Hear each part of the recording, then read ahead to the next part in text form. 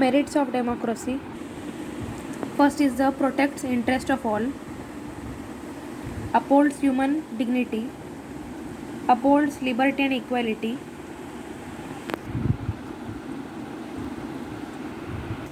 a responsible government, democracy trains people, promotion of social welfare, faith in human capacity. Next are the demerits of democracy. Inefficiency. As democracy is criticized as an inefficient form of a government in which inexperienced, illiterate, and ignorant men wield power to their own interest and not for the good. So here inefficiency is there. Next is the corruption. As corruption level is alarming in India. Slow and sluggish. Democracy is slow and sluggish in their movement by the consultation and criticism. Decisions are taken after prolonged discussions.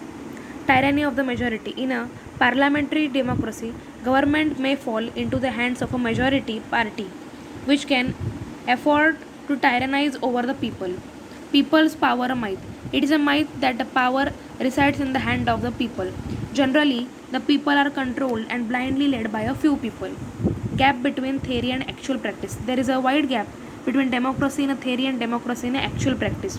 Most of the democratic governments do not act strictly according to the democratic principles. And high cost of production. Democracy is an expensive type of a government. So these are the demerits.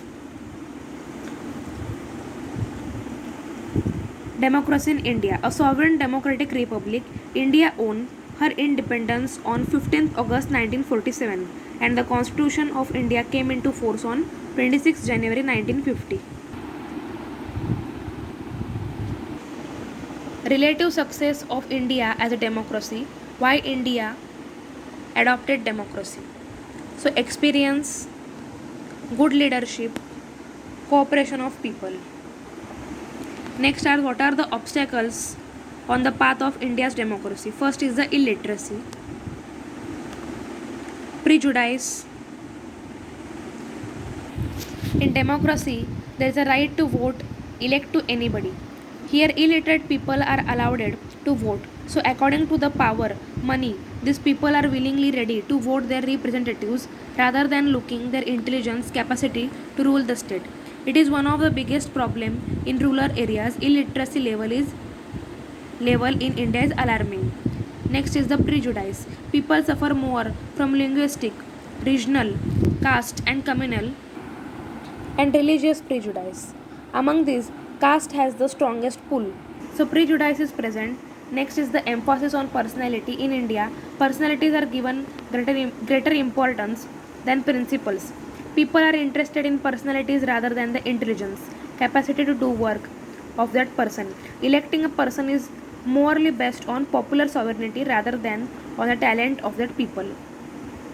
Fourth point is poverty. Poverty is the greatest hurdle on the path of democracy. So because of poverty it leads to illiteracy. And how can a illiterate people can get a good employment?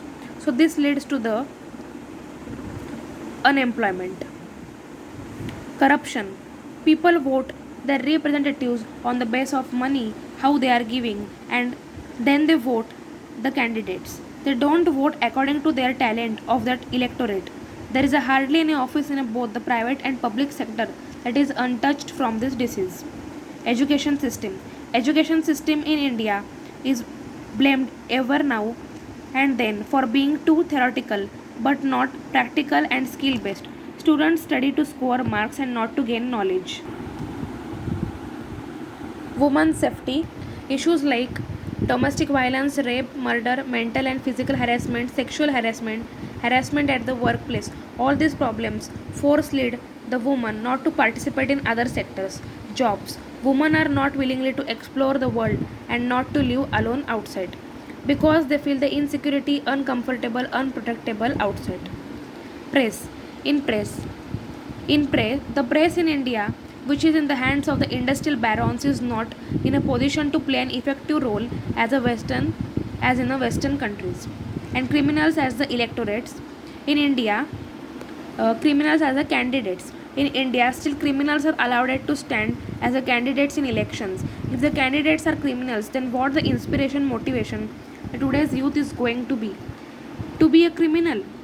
The government should not allow a criminal to take part or to participate in the elections. Up to voting, it's okay. But being a candidate, it's totally wrong. So these are the disadvantages. These are the obstacles which we are facing in the India's democracy.